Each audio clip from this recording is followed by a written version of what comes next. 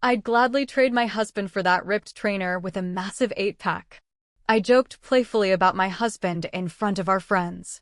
But we all went silent when he replied with this. I stood near the edge of the sprawling, neon-lit room, nursing a glass of sparkling water that tasted faintly of copper and regret. I felt like an obsolete piece of machinery abandoned in a high-tech showroom. The Equinox anniversary party was loud, pulsing with a bass line that rattled my teeth, and overflowing with the kind of people who spent more time curating their protein intake than their personalities. I am 38 years old. I wear custom-tailored charcoal gray suits that are expensive but intentionally invisible.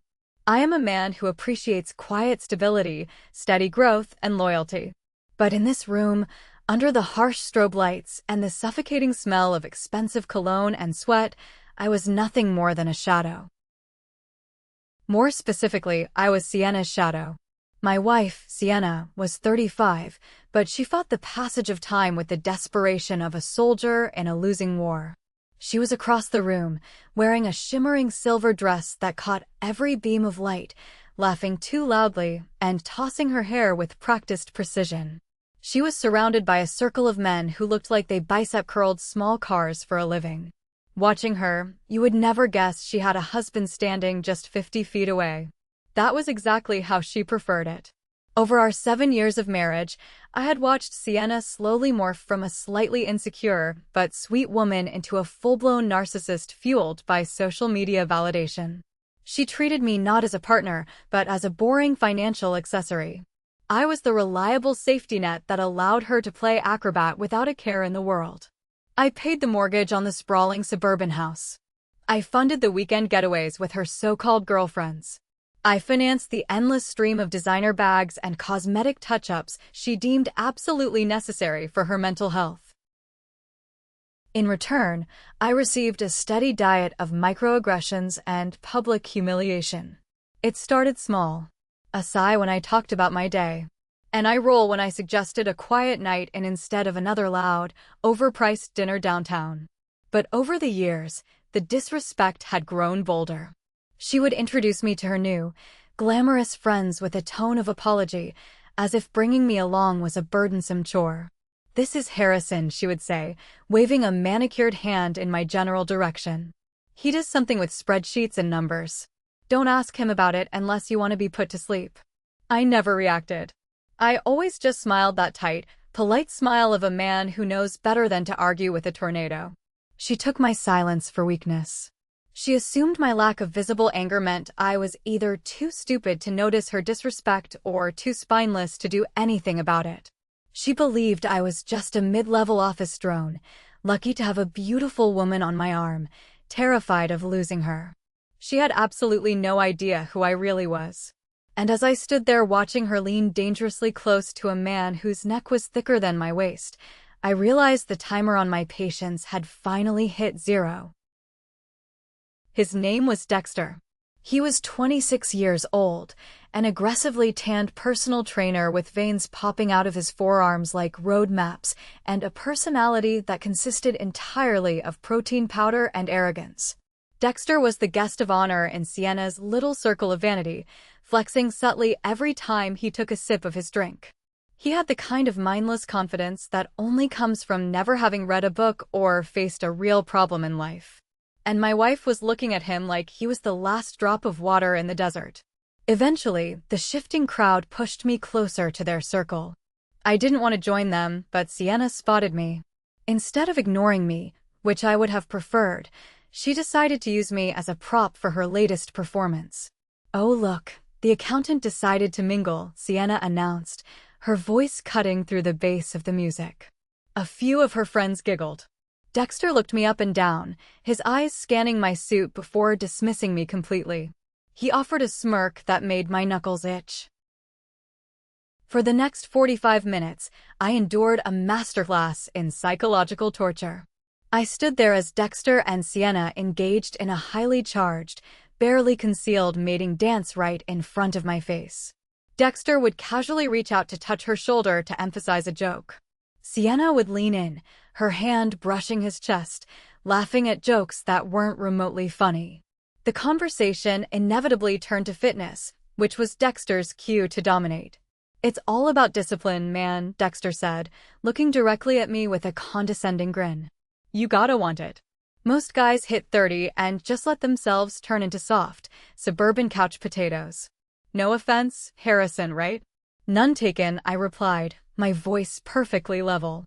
Sienna sighed loudly, shaking her head. "Harrison thinks lifting a pen is a heavy workout. I keep telling him he needs to hit the gym, get some actual definition, you know? But he's obsessed with his little numbers. It's honestly so boring. I don't know how I survive the conversations at home." The group laughed again, a chorus of enablers. I felt a familiar coldness settling in the pit of my stomach. It wasn't the heat of anger. It was the absolute freezing cold of pure, distilled clarity. I watched Dexter puff out his chest, leaning closer to my wife, soaking up her admiration. He asked her if she needed help with her squat form next week. She bit her lower lip and told him she could definitely use some hands-on instruction. They weren't even trying to hide it anymore. They were flaunting it, high on the thrill of disrespecting the quiet husband who they thought wouldn't dare make a scene. I took a slow sip of my water. I mapped out the distance between myself and Dexter. I calculated his weight, his center of gravity, and the arrogant tilt of his chin. I listened to my wife degrade my career, my lifestyle, and my masculinity to a crowd of grinning strangers. I was simply waiting for the final word, the undeniable trigger that would end this miserable chapter of my life once and for all. The music shifted to a slower, heavier beat, but the volume remained deafening. One of Sienna's friends, a woman heavily saturated in cheap perfume and bad decisions, made a loud comment about how Dexter's physique belonged on a magazine cover. She joked that she would leave her boyfriend right now if Dexter just gave her the word.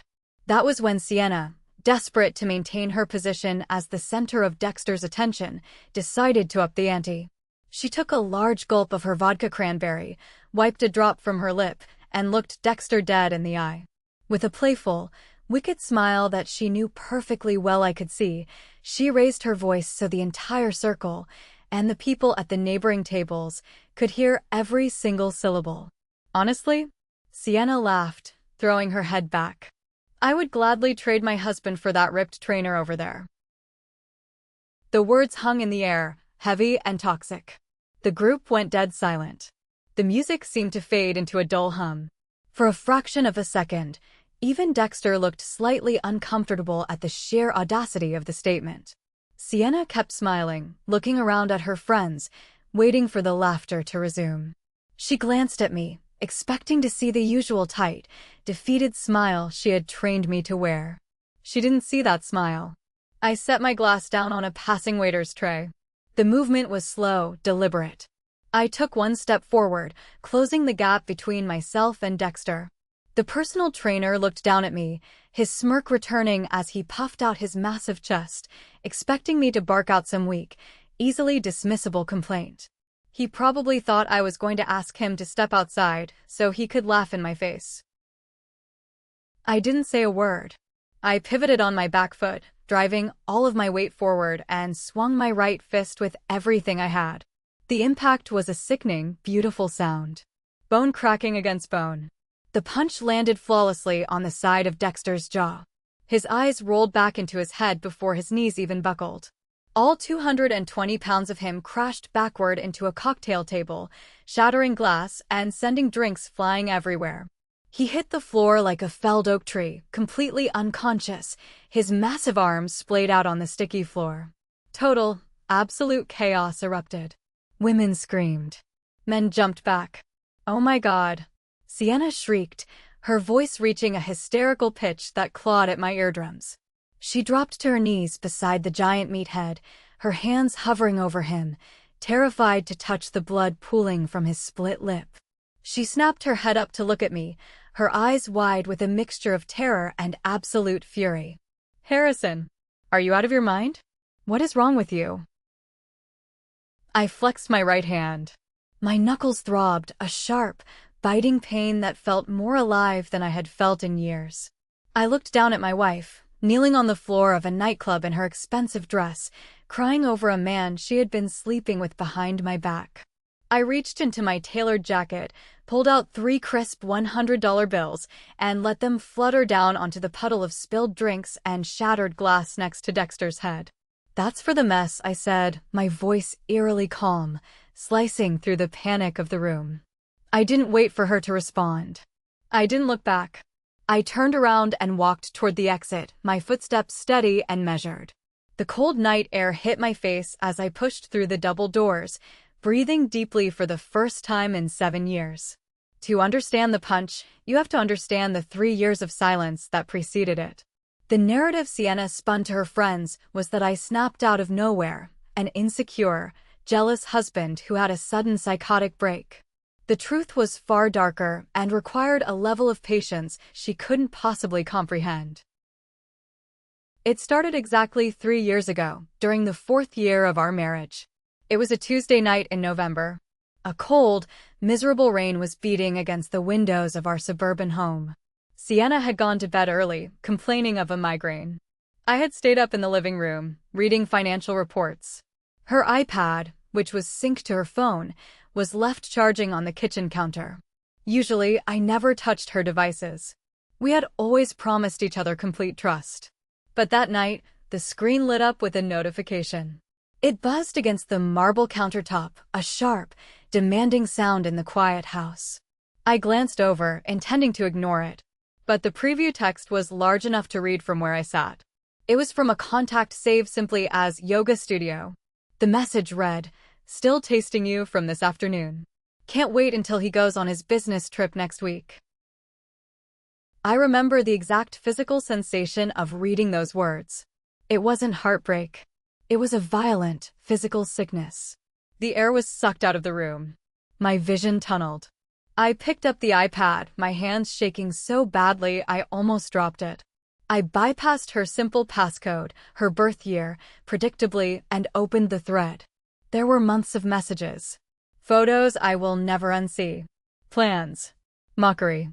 Complaints about my boring routine, contrasted with graphic descriptions of what she was doing in cheap hotel rooms while I was at work paying the bills. I didn't scream. I didn't run upstairs and drag her out of bed. Instead, I grabbed my car keys, walked out into the freezing rain, and got into my car. I drove for 20 minutes until I found an empty, unlit parking lot behind a strip mall. I turned off the engine, gripped the steering wheel, and let the breakdown wash over me. I cried until I couldn't breathe. I screamed into the silence of the car until my throat was raw. I mourned the death of the woman I loved, the future we had planned, and the fool I had been.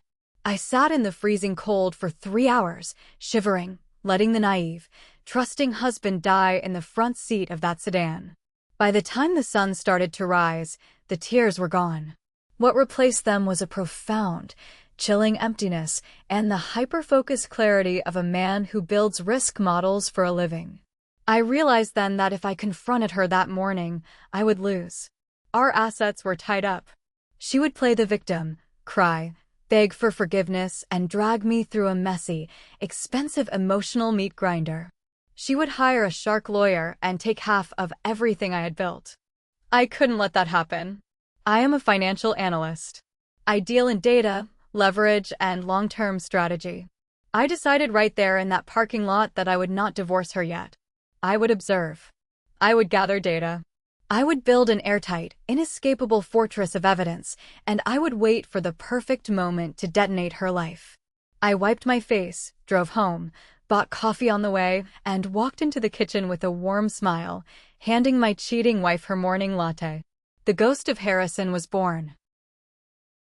The first few months were a psychological hell I wouldn't wish on my worst enemy. Living with a traitor requires a constant, exhausting performance. I had to smile when she kissed me goodbye, knowing exactly where those lips had been. I had to listen to her complain about how tired she was from working late, while I already had the GPS data showing her car parked at a downtown motel. I had to swallow the bile in my throat every time she criticized my clothes, my hobbies, or my ambition, knowing she was projecting her own guilt onto me. I became a master of the blank expression. But behind the facade, I was busy constructing a surveillance state. I started by hiring one of the most expensive, discreet private investigators in the state. I paid him in cash, drawn slowly over months to avoid triggering any alerts on our joint statements. He tailed her. He photographed her. He documented the pattern. It wasn't just the guy from the yoga studio. When he dumped her, there was a bartender. Then a contractor who came to fix our patio. And finally, 18 months ago, Dexter the personal trainer. I didn't stop at the investigator. When Sienna went on a week-long vacation with her sisters, I had a specialist come into the house. He installed tiny, high-definition, encrypted cameras disguised as smoke detectors and electrical outlets in the living room, the kitchen, and the hallways. The feeds went directly to a secure, standalone server I kept locked in a rented office space downtown.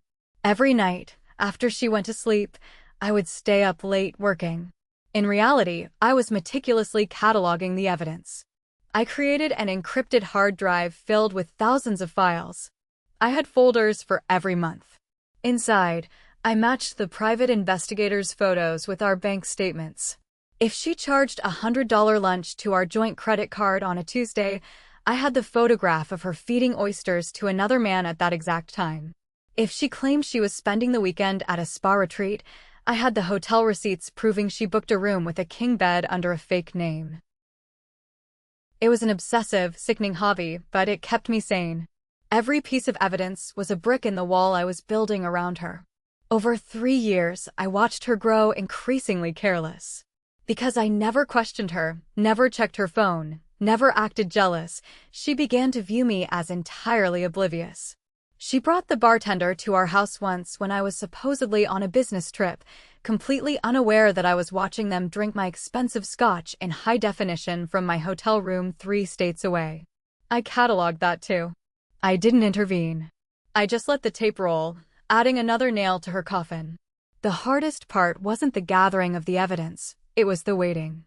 But I had a very specific financial goal to reach before I could drop the hammer.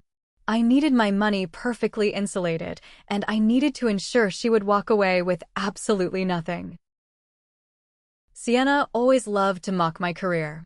To her friends, I was a glorified bookkeeper, a guy who moved spreadsheets around and brought home a safe, boring, predictable paycheck. She liked the stability it provided, but she resented the lack of glamour. She thought my income was completely transparent, limited to the direct deposits that hit our joint checking account every 2 weeks. She was wrong by several $1,000,000. What Sienna never bothered to learn, because she never asked a single question about my work in 7 years, was that I am a senior portfolio manager for a private equity firm. I don't just advise on money, I manage multi-million-dollar funds. More importantly, I am a very aggressive, very successful personal investor. Before we got married, when Sienna was still playing the role of the sweet, understanding fiancé, I insisted on a prenuptial agreement. I told her it was standard protocol for someone in my industry, a formality required by my firm. She was so eager to secure the ring and the suburban house that she signed the document without having her own lawyer review it thoroughly. During those 3 years of my silent investigation, I spent countless hours with my personal attorney, reviewing every single clause of that 7-year-old document. The prenup was a masterpiece of legal protection. It clearly stated that any wealth generated from my premarital investments and any assets acquired under my specific LLCs remained solely mine. Furthermore, there was a strict infidelity clause. If either party was proven to have committed adultery, they forfeited any right to spousal support, alimony, or equity in the primary residence. They would walk away with exactly what they brought into the marriage. For Sienna, that meant a 7-year-old sedan and a savings account that had exactly $50,000 in it on the day we wed. While I was letting her play out her fantasies in cheap hotels, I was quietly moving mountains of capital. I structured my bonuses into deferred compensation plans. I funneled my real profits into aggressive offshore trusts and domestic LLCs that were legally bulletproof and entirely disconnected from our joint marital assets. I bought a luxury penthouse in the center of the city under a corporate name, a place she didn't even know existed. I furnished it perfectly, waiting for the day I would finally move in. I watched her spend my boring salary on designer clothes, convinced she was bleeding me dry, completely unaware that she was just skimming the foam off the top of a very deep ocean. I was securing my future while she was carelessly destroying hers. I had the legal documents finalized. I had the financial structures locked down. I had the evidence compiled into a digital weapon of mass destruction. All I needed was to tie up one final, satisfying loose end before I brought the entire structure crashing down on her head. The final loose end was Dexter. When Sienna started sleeping with him 18 months ago, it was different from the others. He wasn't a one-night stand or a brief fling. She became obsessed with him. She talked about her training sessions constantly.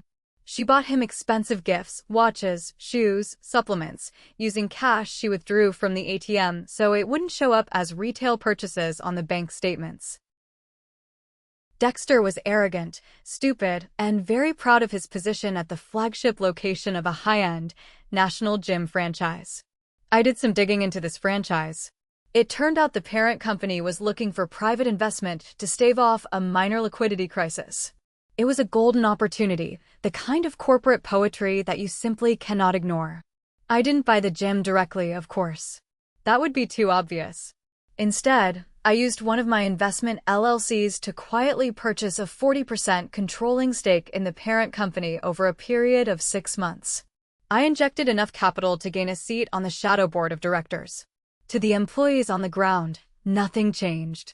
The managers remained the same, the branding remained the same. But on paper, sitting in a secure corporate registry, I was effectively the ultimate boss of that entire franchise network. I owned the floor Dexter walked on. I owned the weights he lifted. I signed the checks that paid for his cheap cologne. Once I had control, I began reviewing the employee handbooks and corporate policies. I specifically focused on the morality clauses and the rules regarding fraternization with clients. The policies were incredibly strict, mostly to protect the company from liability. Any trainer caught engaging in inappropriate relationships with clients, especially married ones, was subject to immediate termination without severance and potential blacklisting from affiliate networks. I had my private investigator focus heavily on Dexter. I compiled a dedicated file just for him. I had high-definition video of him kissing my wife in the gym parking lot. I had audio of him bragging to his coworkers about sleeping with a wealthy client. I packaged all of this evidence into a clean, highly professional corporate dossier. I sat on this bomb for almost a year. I watched him train my wife. I listened to her talk about how amazing he was. I let him build his little life, confident in his looks and his job, completely oblivious to the invisible crosshairs resting squarely on his forehead. I was just waiting for the perfect trigger. I needed Sienna to push me too far in public. I needed an undeniable exit event. And when she stood in that neon-lit room, surrounded by her toxic friends, and gleefully announced she would trade me for him, she handed me the detonator. The punch was just the physical release of 3 years of tension. The real violence was what I was about to do to her life. Thank you for watching this story. If you're enjoying the drama and want to see how this epic revenge unfolds, please take a second to hit that like button and subscribe to the channel. Also, leave a comment with the name of the city you are living in right now. Every single comment helps push this video to more people. Thank you so much for your support. Now, let's get back to the story. The drive from the nightclub back to our suburban house took exactly 32 minutes, but it felt like I was floating. The adrenaline from the punch had faded, replaced by a deep, resonant calm. The kind of calm a demolition expert feels right after he presses the detonator and waits for the shockwave. When I pulled into the driveway, the house was dark and completely silent. Sienna was still out there somewhere, likely at the emergency room with her oversized boy toy, trying to explain to the doctors how her boring accountant husband had somehow managed to break a fitness model's jaw in one swing. I unlocked the front door and walked inside. The house smelled like her expensive floral perfume and vanilla candles. For 7 years, this place had been a museum dedicated to her vanity. Now it was just a crime scene waiting to be processed. I walked upstairs to the master bedroom and pulled a simple canvas duffel bag from the back of the closet. I didn't take the designer leather luggage she had forced me to buy for our trips to Europe. I took the bag I had owned since college. Packing was a meditative process. I moved through the closet with absolute precision.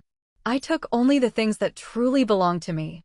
My comfortable jeans, the old sweaters she always told me were too embarrassing to wear in public, my laptop, my passport, and the cheap, battered watch my grandfather had left me. I deliberately left behind the $4,000 custom suits she had picked out to make me look like a proper executive. I left the expensive watches. I left the wedding ring sitting dead center on her vanity mirror. Every item I left behind felt like shedding a layer of dead skin. At exactly 2 o'clock in the morning, my phone vibrated. I had 43 missed calls and dozens of texts from Sienna, all of which I ignored. Instead, I dialed my sister, Lydia. She answered on the second ring, her voice thick with sleep but immediately alert. Over the past 3 years, Lydia was the only person on earth who knew the truth. She had helped me set up the LLCs, and she had watched me suffer in silence. "Is it done?" Lydia asked softly. "It's done," I replied. "Protocol Omega is a go. I need you at the house at 9 o'clock sharp." "I'll be there," she said, a hint of fierce satisfaction in her tone. "Are you okay, Harrison?" "I have never been better in my entire life," I said, and I meant it. I grabbed my duffel bag, walked out the front door, and locked it for the very last time. I got into my car and drove straight to the downtown penthouse I had secretly purchased 2 years ago. I took a hot shower, poured myself a glass of 20-year-old scotch, and slept like a dead man. I woke up the next morning at 7 o'clock, feeling completely rested. The penthouse was flooded with bright morning sunlight, reflecting off the hardwood floors and the floor-to-ceiling windows overlooking the city skyline. I brewed a pot of dark roast coffee, sat down at my massive oak desk, and fired up my encrypted server. It was time to watch the season finale of the miserable reality show my life had been. On my monitor, the hidden cameras from the suburban house flickered to life. I pulled up the feed from the master bedroom. At 8:15, Sienna stumbled through the bedroom door. She looked absolutely horrific. Her expensive silver dress was stained and wrinkled, her hair was a tangled rat's nest, and her makeup was smeared halfway down her face. She was nursing a massive hangover and a bruised ego. I watched her notice the empty closet. I watched her see the wedding ring on the vanity. The panic set in. She grabbed her phone and started pacing the room, dialing my number over and over again. My phone, sitting on the desk next to me, silently registered the blocked calls. She left 5 voicemails in the span of 10 minutes. I listened to them purely for the entertainment value. She wasn't apologizing. Of course she wasn't. She was furious. She demanded to know where I was hiding. She accused me of acting like a violent psychopath, embarrassing her in front of her friends, and potentially ruining her social standing. In her final voicemail, her voice cracked as she yelled that Dexter was pressing assault charges, and I needed to come home immediately to pay for his medical bills and beg for his forgiveness. The sheer delusion was almost admirable. She spent the next 45 minutes pacing the house, drinking straight from a bottle of wine she found in the kitchen fridge, trying to figure out how to spin the narrative so she remained the victim. Then, at exactly 9 o'clock in the morning, the doorbell rang. I switched the camera feed to the front porch. Lydia stood there, wearing a razor-sharp business suit, looking like an absolute executioner. She held a thick, heavy manila envelope and a small black box. Sienna threw the door open, looking wild and aggressive. "Who the hell are you?" Sienna snapped, holding her head to block out the morning sun. "Delivery for Sienna," Lydia said, her voice completely devoid of emotion. "Personal, confidential, and legally binding." Lydia didn't wait for an invitation. She shoved the heavy envelope into Sienna's chest, forcing her to grab it, then handed her the small black box. Without another word, Lydia turned on her heel, walked down the driveway, and got into her car. I watched Sienna stand on the porch for a long moment, staring at the package. She looked confused, scared, and deeply hungover. She slammed the door, walked into the living room, and sat down heavily on the expensive white sofa I had paid for. She ripped open the envelope. A pile of legal documents cascaded out of the envelope onto the glass coffee table, but the item that caught Sienna's attention was inside the small black box.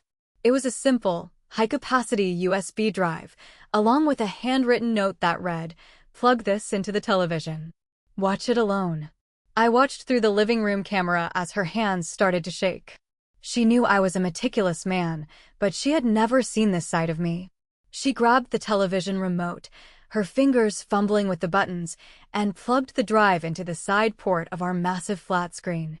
The screen went black for a second, and then the video started. I had recorded the video 2 days prior, sitting right where I was now in my penthouse office. On the television screen, Sienna saw a version of me she didn't recognize. I was wearing a sharp, custom-tailored suit, sitting back in a leather chair, looking directly into the camera with the cold, dead eyes of a corporate auditor about to liquidate a bankrupt company. "Hello, Sienna," the video version of me said. "If you are watching this, it means you finally pushed me far enough. I want you to sit there and listen carefully, because your entire reality is about to change." Through the camera feed, I saw Sienna drop the remote. She pulled her knees to her chest. In the video, I didn't yell. I didn't cry. I presented a PowerPoint presentation of her sins. The screen split in half. On the left side, the video displayed our joint credit card statements, highlighting specific dates and transactions. On the right side, it displayed the high-definition photographs my private investigator had taken on those exact dates. May 12th, my voice echoed from the television. "You charged $200 at an upscale seafood restaurant. You told me you were having a working lunch with your marketing team." The photo on the right shows you feeding oysters to a man named Mark, a bartender you met the week prior. Let's move to August 4th. I watched Sienna cover her mouth with her hands. The color completely drained from her face. I went through the timeline, exposing the contractor, the bartender, and finally, Dexter. I showed her the hidden camera footage of her bringing men into our home. I showed her the hotel receipts. I laid out 3 years of absolute, undeniable betrayal. But that was just the appetizer. The video faded to black and then reopened with a new slide. It was a corporate organizational chart. "Now, let's talk about your current obsession, Dexter," the video continued. "You think he's a successful, independent fitness guru. What you don't know is that 18 months ago, my private investment firm purchased a controlling 40% stake in the parent company that owns his entire gym franchise." Sienna leaned forward, her mouth hanging open. At exactly 8 o'clock this morning, I said in the video, a complete dossier of Dexter's inappropriate conduct with clients, including video evidence of him sleeping with married members on company property, was submitted to the board. His employment was terminated with cause 30 minutes ago. He has lost his salary, his corporate housing, and his personal training license will be suspended pending a review. He is currently unemployed and facing potential civil lawsuits. I watched Sienna completely break down. She fell off the sofa onto her knees, sobbing into her hands as the sheer magnitude of the trap I had built closed around her. The video ended with one final statement.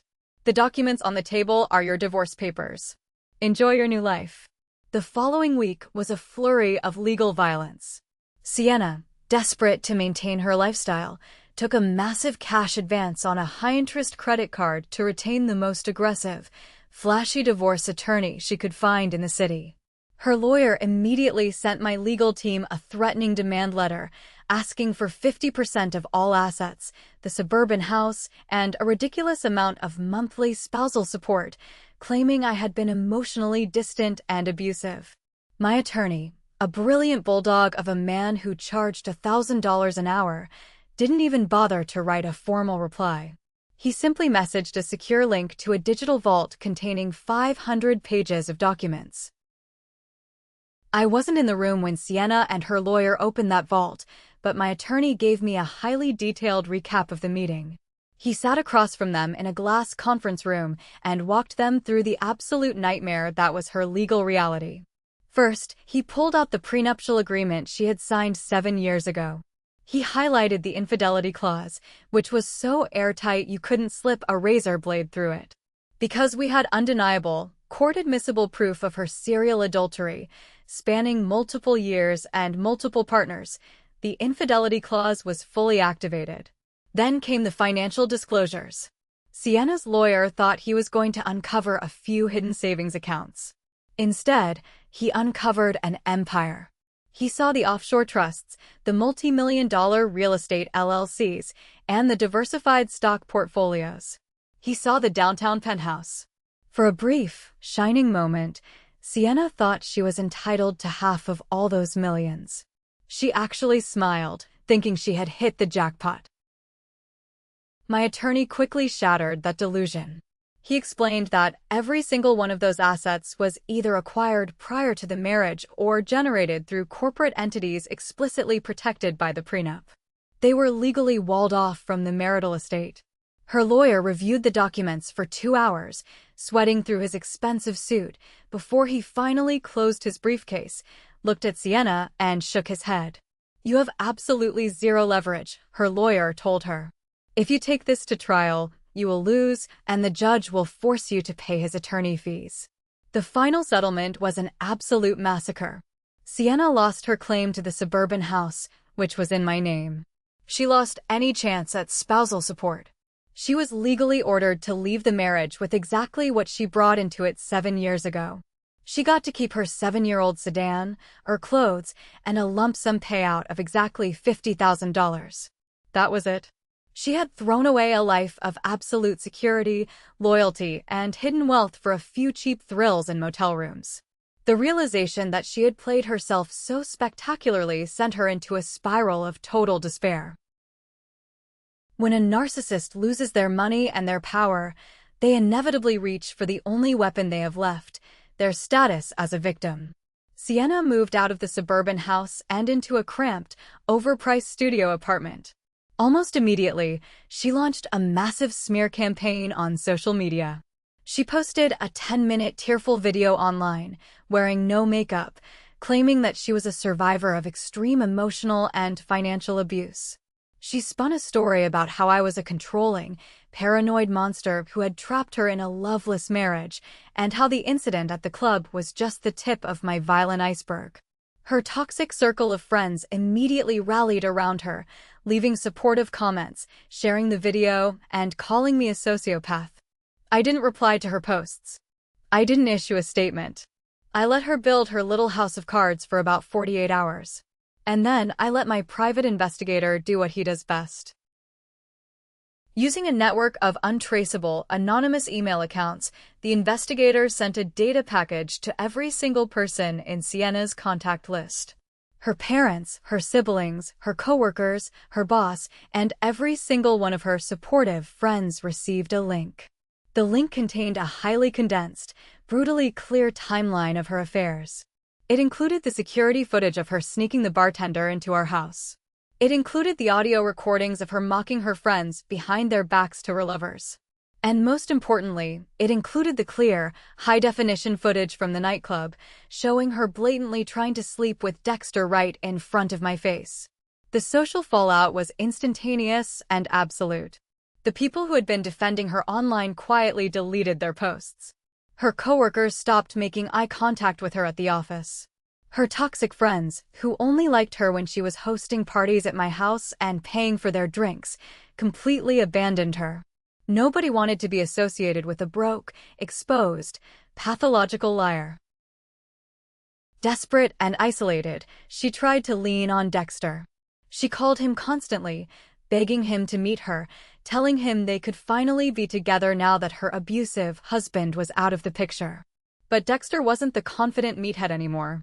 Because of the evidence I provided his company, he was facing an eviction notice from his corporate apartment, and his career in the fitness industry was effectively over. He blamed her entirely. During one of her frantic phone calls, Dexter screamed at her, called her a worthless parasite, and told her that sleeping with her was the biggest mistake of his life. Then, he blocked her number forever. She was utterly, completely alone. About 2 months after the divorce papers were finalized, the dust had completely settled. I was living in my penthouse, my assets were secure, and the toxic weight of my marriage was finally gone. For the first time in years, I started actually living. I started attending high-end networking events and art galleries, places I actually enjoyed, rather than the loud, obnoxious clubs Sienna always dragged me to. That was where I met Camille. Camille was 36, a senior executive at a commercial real estate firm. She was fiercely intelligent, possessed a dry, cutting sense of humor, and had absolutely zero need for social media validation. She was everything Sienna wasn't. There were no games with Camille. No manipulation. No demanding to be the center of attention. When we talked, she actually listened. When I explained my investment strategies, her eyes didn't glaze over. She challenged my formulas and offered her own insights. We were equals. We started dating quietly. It was incredibly refreshing to be with a woman who appreciated quiet luxury, deep conversation, and genuine loyalty. We didn't post about our relationship online. We didn't need to prove anything to anyone. But in a city this size, social circles inevitably overlap. A mutual acquaintance of ours took a candid photograph of Camille and me having dinner at a very exclusive, impossible-to-book restaurant. We were sitting close, laughing, looking genuinely happy and relaxed. The acquaintance posted the photo on their timeline with a simple caption about running into good friends. Through the grapevine, specifically through my sister Lydia, who still kept a morbidly curious eye on Sienna's public profiles, I found out exactly how Sienna reacted to that photo. Sienna was sitting in her tiny, badly heated studio apartment, eating cheap takeout, when the photo popped up on her feed. According to a mutual friend who had the misfortune of receiving a drunken phone call from her that night, the psychological crash was devastating. Sienna stared at the photo of me. I wasn't wearing the baggy, boring clothes she thought defined me. I was wearing a bespoke suit, looking sharp, wealthy, and completely unbothered. And sitting next to me was a woman who was naturally beautiful, effortlessly classy, and vastly more successful than Sienna could ever hope to be. It was the final nail in the coffin of her ego. For months, Sienna had told herself that I was a broken, miserable man who would eventually come crawling back to her once my anger subsided. Seeing that photo forced her to confront a terrifying reality. I hadn't lost anything. I hadn't been destroyed by her betrayal. I had simply surgically removed a tumor from my life, healed perfectly, and upgraded to someone infinitely better. The realization that she was entirely replaceable, and that she was the sole architect of her own misery, finally broke her. 3 months later, the city hosted its annual Winter Arts Charity Gala. It was a highly exclusive, expensive event. I bought a VIP table for my firm and brought Camille as my date. We spent the evening drinking champagne and chatting with industry leaders. Halfway through the night, I felt a tap on my shoulder. I turned around and saw Sienna. She looked entirely out of place. She had clearly spent a massive chunk of her remaining $50,000 on a new designer gown, desperately trying to project an image of wealth she no longer possessed. But the dress couldn't hide the dark circles under her eyes or the bitter, haggard look that had become a permanent fixture on her face. She was slightly drunk, clutching a glass of cheap wine from the general admission bar. "Harrison," Sienna slurred, her eyes darting over my tuxedo. "Funny seeing you here. I didn't think art was really your thing. Too much color, not enough spreadsheets." Before I could respond, she shifted her gaze to Camille. She looked her up and down, a nasty, jealous sneer forming on her lips. "And you must be the rebound. Enjoy his money, honey, because his personality is like watching paint dry." Camille didn't flinch. She didn't look angry. She just looked profoundly, genuinely sorry for her. Camille took a sip of her champagne, smiled a devastatingly polite smile, and said, "It's a pleasure to meet you, Sienna. Harrison has told me absolutely nothing about you." "I can see why." Sienna's face flushed a deep, violent red. She opened her mouth to scream some obscenity, but I stepped forward, cutting her off. "Sienna," I said, my voice low and completely devoid of warmth. "Your 30-day window to contest the divorce filings expired yesterday at 5 in the afternoon. My lawyers received the default judgment this morning. The judge signed it. We are officially divorced. You are nothing to me now. If you ever approach me or Camille again, I will file a restraining order so fast it will make your head spin. Walk away." She stared at me, the bravado completely draining from her body. She finally realized the game was over. She turned around and practically ran toward the exit, disappearing into the crowd. An hour later, the main event of the evening began, the live charity auction. The auctioneer, a charismatic man with a booming voice, took the stage to raise funds for the Children's Hospital wing. The bids were flying around the room, 10,000, 20,000. When the bidding for a major pediatric wing renovation stalled out, the auctioneer asked if anyone had a final, significant pledge to push them over their goal. I stood up. The spotlight hit our table. I looked up at the auctioneer and raised my paddle. "I pledge exactly $50,000, I announced, my voice echoing through the silent ballroom. It was the exact, to the penny amount of Sienna's entire net worth. And I would like the donation to be publicly recorded and dedicated in honor of my ex-wife, Sienna, to celebrate her newfound independence." The ballroom erupted in massive applause. People around us smiled and raised their glasses, thinking it was a remarkably classy, generous tribute from a forgiving man. But I knew that somewhere in the back of the room, or sitting in an Uber on her way back to her miserable apartment, Sienna would hear about it. She would know exactly what the number meant. She would know that I took her entire life's value and threw it away as a tax write-off, just to prove a point. It was the ultimate, irrefutable execution of her ego. Fast forward to today. It has been over a year. I am sitting in my penthouse, drinking coffee with Camille. Our life is quiet, successful, and built on absolute trust. I occasionally hear whispers through the grapevine about Sienna. She lives in a rundown studio apartment with a clanking radiator. She works a miserable retail job just to make ends meet. She spends her nights scrolling through old photos of our honeymoon, knowing she held a winning lottery ticket and set it on fire just to watch it burn. I stripped away her lifestyle, her reputation, and her illusions, leaving her with nothing but the reality of her own choices and a modest $50,000. Some of my old acquaintances whisper that I was too cold, that spending 3 years building a trap was borderline psychopathic. But I protected myself the only way I knew how. So, you be the judge. Am I the jerk for playing the long game to utterly destroy the woman who treated my loyalty like a weakness? Thank you for watching and sticking around until the end of this story. If you haven't subscribed yet, please hit that button and ring the bell for more daily Reddit drama and revenge stories. Let me know your verdict in the comments below. See you in the next video.